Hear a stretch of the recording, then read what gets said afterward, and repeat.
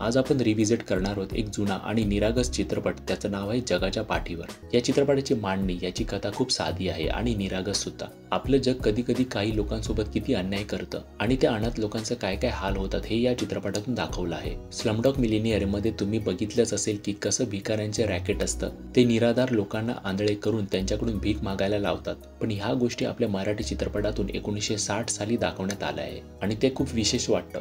या चित्रपटात संगीत आणि गाणी खूप सुरेख आहेत, जसं की एक धागा सुखाचा, जग हे बंदीशाळा, बाई मी विकत घेतला श्याम, ही अजरामर गाणी याच चित्रपटामधली आहेत। प्रत्येक गाण्यात किती अर्थ आहे, प्रत्येक शब्दाला किती वजन आहे हे आपल्याला समजतं। त्यात कलाकारांचा निरागस अभिनय या चित्रपटाला खास ठरवतो। फक्त एकच गोष्ट आवडत नाही, ती म्हणजे चित्रपटाचा शेवट।